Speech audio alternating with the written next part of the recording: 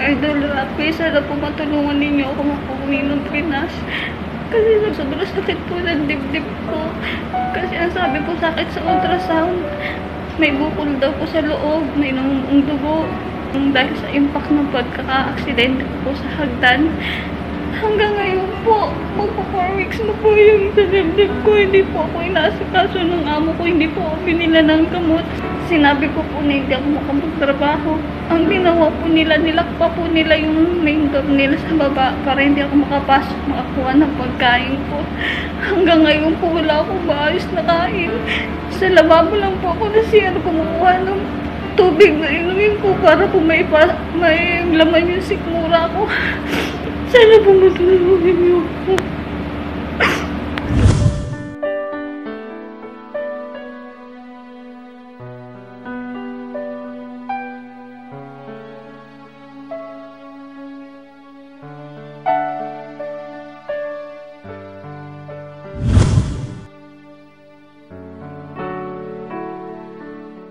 Hi, Giselle. Idol. Okay. Andito po yung mama nyo. Paano kami makatulong po, ma'am? Ma'am Giselle. Kasi po, sabi ko sa employer ko, kung hindi naman po nila ako inaasikaso bilang ng gamot, ibalik na lang po ako sa agency. Uwi na lang po ako ng Pinas. Kasi po, noong August 7 po na-aksidente ako sa may hagdan.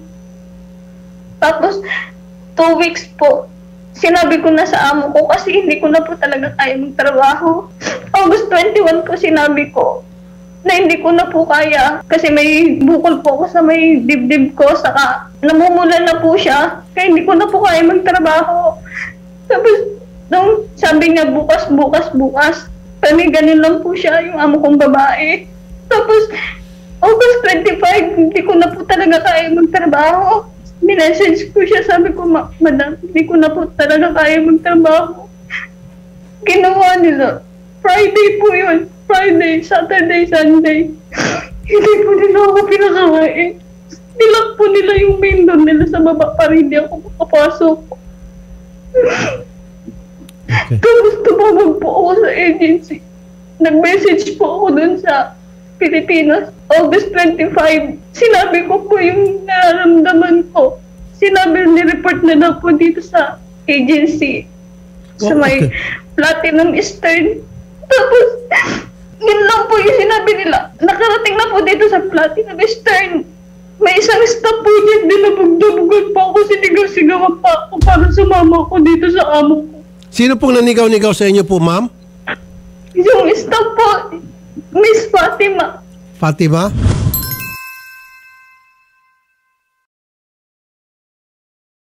Yun lang po yung nakita ko sa Facebook. Bakit niya kayo sinigaw-sigawan? Sa halip na maawa sa inyo, tulungan, ba't kayo sinigaw-sigawan? Anong sinasabi niya po? Sabi niya po, total daw po lumapit na ako sa embassy.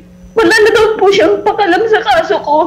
Saka nonsense po yung kaso ko kasi pagkain lang naman daw po yung reklamo ko kasi hindi lang daw ako napakain. Tapos may pinakita lang po nung linggo galing po sa hospital yung check-up ko. Yun lang po yung ginawa. Tiningnan lang po yung sa dibdib ko. Tapos yung sa paa ko, wala pong laboratory yung ginawa. Ano pong findings ng ospital, ma'am, nung kayo po yung magpa-check up? Yung Sunday po, wala pong ginawang laboratory. Nag-request po ako sa agency, sinabi ko doon kay Mr. Mustafa na wala pong laboratory ginawa. Paano sabihin nilang walang damage? So, na-aksidente po kayo. Anong klase aksidente po yun, ma'am? No, August 7 po, sa may hagdan. Pagkuha ko po sa alaga ko, tumakbo po ako, tapos nadulas po ako, tumama po yung dibdib ko. Tapos 2 days po noon, nilagnat ako, tapos may bukol na po sa loob. Okay, hindi ko kayo pina-CT scan o pina-X-ray? Wala? Wala po. Ultrasound lang po, sir, dito sa may dibdib ko. Habang in-ultrasound ako, sinabi po ng doktor sa akin sa clinic. Okay. Sa clinic po, may namumuo daw po dugo dahil sa trauma, saka may bacteria na daw po. So, ultrasound, ginawang kayo, tapos sinabihan na po kayo na meron pong namumuo. Ako, hindi po nila pinakita yung result sa akin. Tinawag lang po sa amo kong babae na kinakausap po ako ng amo kong lalaki na wala naman daw ibang damage. cream lang daw po ang pampapahid sa akin. Okay na daw ako makapagtrabaho na ako. Pero anong nararamdaman niyo po sa ngayon, Ma'am Giselle? Sakit po ng dibdib ko. Sumasabay na po pati yung ulo ko na parang mabibiyak. Okay. Kasi wala na din po akong maayos na kain. Okay, sige. Tapos nakunan po ako ng amo kong babae. Okay, sige. Nag-iinarte lang daw po ako para hindi ako makapagtrabaho. Kausapin natin si Joanne Nacion, Welfare Officer ng Platinum Brothers International Manpower Agency. Ma'am Joanne, magandang hapon. Good afternoon po, Sir Rafi. Apo, ma'am, ito pong inyo pong worker na si Ma'am Giselle. Yes po.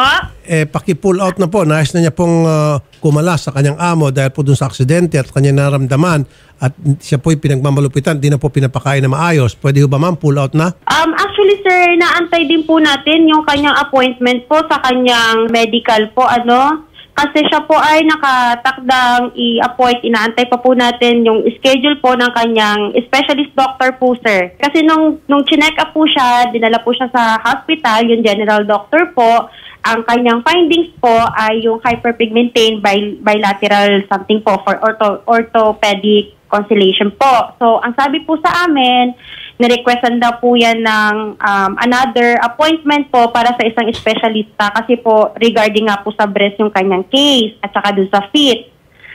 Kasi may namamaga nga daw po, sir. Ngayon ho, nung August 29 po, nakatanggap na din po kami ng report sa kanya. Before that po pala, nung August 28, nagkaroon din po kami ng settlement yan para sa work continuation kasi mahalaga din po sa amin na namomonitor din po namin yung worker namin. Then, nung August 29 po, sir, nireport niya sa amin na hindi daw siya binibigyan ng food. Kaya gusto niya na po ulit umuwi ng Pilipinas, sir. And dumulog din po siya sa OWA, yung family po niya hindi po nakipag-coordinate sa amin or hindi po nakipag-usap sa amin, sir. Pero sinagot po namin yon. Nagre-reply po kami sa kanila at nagre-respond po kami sa kanila. Si employer naman po, sir, ay constantly po nag-update din po sa amin, nagbibigay din po sa amin ng information at update regarding po kay worker. Ma'am, ganito na po, para hindi mapahaba. The fact na ang sinasabi niya ngayon, masama ang kanyang pakiramdam, masakit ang kanyang ulo at pati yung kanyang dibdib dahil nga po dun sa aksidente. Siguro po pagpahingay na po muna natin. Habang siya po'y tinitingnan muna ng mga espesyalista. Pull out siya muna, dali po muna dyan sa agency. Nasaan ba siya ngayon? Ngayon po, sir, ay nasa employer pa po pero ginagawan din po namin siya ng paraan para po kahit papano makapag-adequate rest po. Mabigyan siya ng adequate rest kasi nga po magkakaroon. Kaya nga po, adequate to rest. When you say adequate to rest, hindi siya makapagpahinga kung siya po'y nasa bahay pa rin ng kanyang amo. Dapat po pull out muna siya. So I want you to pull her today. Dali na po dyan sa agency, sa accommodation ninyo para dyan siya magpahinga habang sinusuri ng mga espesyalista. Okay, ma'am? Okay po, sir. Okay po. Para masiguro yan, ito na ating action man dyan sa OWA. Palagi ko nakakausap to. Ito yung pinakamabilis umaksyon, parang kidlat. Si Mr. Arnel Ignacio, Administrator. Sir Arnel. Maganda nga po, Senator. Kanina ka pa nakamonitor. Sir Arnel, tama ba yung suggestion ko? Pull out muna. Oo. Napakadali naman nung gawin nun. Ang pananaw kasi namin sa OWA, kung ano na yung immediately na makakapagbigay ng solusyon, yun na ang gawin. Kung kagaya niyan, meron siyang problema, nalaglag pala. So, ipagalingin muna natin. Correct. At kausapin ng agency yung employer na pagagalingin muna natin and then tsaka tayo mag-usap. Exactly. Depende pa doon sa resulta ng gagawin sa kanyang pagsusuri ng mga espesyalista kasi isusuriin pa rin daw siya. So, at saka kasi ang pinakikinggan ko kanina kasi yung worker, alam nyo, yung, hindi lang kasi yan yung physical Medyo sa kanyang tono, meron na siyang problema na kailangan nating i-address. Baka kailangan na natin kausapin. Gusto mo pa ba talaga magtrabaho? Yung mga ganung bagay, kailangan na din nating sinusuri Para, kaya it's best na pull out muna natin siya. Yun nga po. Yun nga po. Pull out siya doon mo sa accommodation sa agency.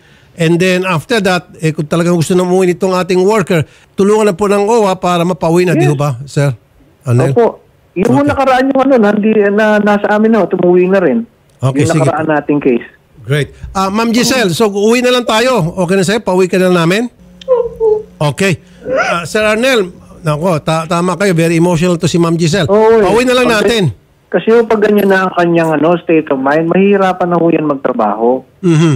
At si agency rin, talaga mahihirapan din sila. Paulit-ulit lang yan. So, it's best that we just bring her At home. saka, Sir Arnel, hindi na magandang relationship nitong Oo. malasubas na amo saka itong si Ma'am Giselle kasi hindi na pinapakain na maayos at palagi pa pinapagalitan nung nawala sa lugar. Oo, yun na ho yan kasi manganganak lang ho ng manganganak ng problema. It's best that we just bring her home. Yes. Oo. At kayo naman dyan sa agency, Joanne, pag meron mga worker na nagreklamo sa inyo, huwag nyo sabihin nag-inarte. Sino ba itong Fatima na ito? At pinagsabihan pa raw itong si Ma'am Giselle na nag-inarte. Ay, sila po yung counter FRA po namin yan, sir. Contact po namin. Pagalitan mo kung sino man itong mga Poncio Pilatong Herodes o sino ba itong mga alipores nyo dyan. Pagalitan itong foreign agency. Hindi dapat silang sasalita ng gano'n nag-inarte. Na-aksidente na nga, nasakta na, tapos nag-inarte pa sila kaya malaglag sa hagdan. Ano po? Pakisabi lang po, ma'am ha? Ma'am Joanne. Okay, Ma'am Joanne? Sir? Ma'am. Di po siya nalaglag sa hagdan, sir. Actually po siya po, sa kanya po mismo nang galing na nasisipa daw po yan ng accidentally, unintentionally na nasisipa-sipa daw po yan ng anak ng amo niya.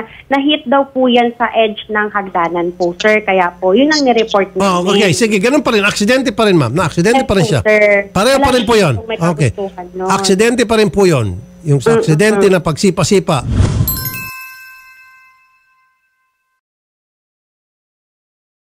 Ma'am Giselle. Wala na lang po talaga. Kaya pinadoktor na po So yun yung aksidente na pagkasipa-sipa sa'yo kaya ka nagkaroon ng sakit. Yun, sir. Ha? Yung August 7 po yung nabangga ako sa may hagdan. Yun po sa pinaka, yung hawakan sa may hagdan. Doon po ako nabangga. Tapos August 16, doon po yung nadulas ako sa may hagdan. Oh. Yung po yung namamagay yung pa ako. Oh, yung pala, Ma'am Joanne. Okay. Hindi niyo po sa amin inireport yun, sir. Ma'am, ba't hindi niyo po inireport yan sa amin na Nireport nadulas ko po yan kayo kay sa Ma'am hagdan? Aiza. Ang sabi nga, hindi naman ako unfit to work. Ayaw niyo rin akong kunin dito sa Hindi, ganito employer yan, ko. ate. Wait lang. Kabayaran muna lahat ng nagastos sa Ako akin po bago kausap ninyo. Wala po dito si Ate Aiza ngayon.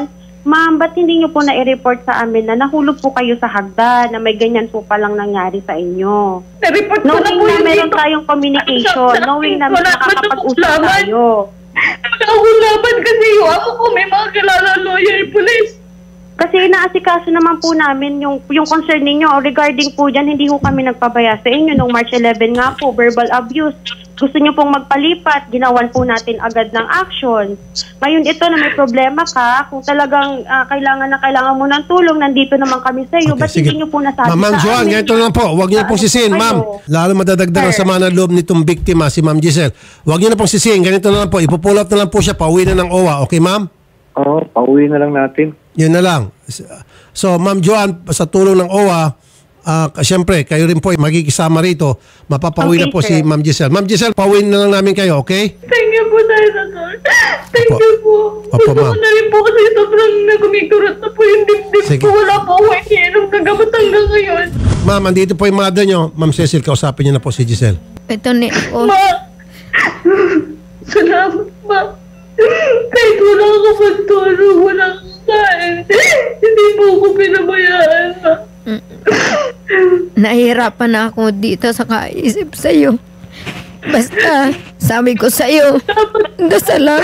Ito na tayo, natulungan na tayo ni si Rafi. Ay, gusto ko naman sumuko. Po, Gusto ko na, ang dami na pumapasok sa isip ko. Naalala ko kayo na mga anak ko. umabroad ka para sa dalawang anak ko. Tapos ganun lang mangyayari. Salamat po, si Rafi. Mapawin mo na lang anak ko. Kawawa naman mag-anak ka nandini niya. Walang kain, nagiinom sa CR. Grabe naman din na tao naman itong anak ko. Bakit ganyan sila gumawa? Kami, kahit naghihirap kami, hirap na hirap kami sa buhay, pero kumakain ng anak ko sa tamang oras. Hindi kami nagbababayo. Sir Arnel, Yes, sir. Maraming salamat po. Tulungan nyo na pong makauwi ang pagbalik kung niya ano dito, ba. ako po, meron po may tutulong sa pamilya. Kayo rin po sa reintegration program, meron po may bibigay na ayuda. Alam ko, yung OWA, di po ba, Sir Arnel? Opo, kami na po bahala dyan, Sen. Kaya na nyo yung binabanggit ko eh. Pag ganyan na ho ang level, kahit na ano na ho ang pag-usapan natin babalik at babalik sila sa sitwasyon na magkakaroon ng conflict. So it's best that we just bring her home. Pero ang ibig sabihin, pagdating niya po dito, tulad niyan, meron pong nag-aantay na tulong sa kanya, sa pamilya niya, yung OWA. Di po ba? Opo, meron po. At kailangan din namin makausap yung agency. Opo. Ayan. Sir Arnel, as usual, napakabilis mo umaksyon talaga. Believe ako sa iyo. Salamat, Sir Arnel. Ay, Sen, yung huli yung yung agency na kinagalitan pa yung yung nalintikan talaga yun. Buti naman, nakatikim. Buti. Yes. Sige, thank you, Sir Arnel. Sige po, kukunin ko na lang yung detalye sa inyong sa staff, and then we will take action immediately. Yes, sir.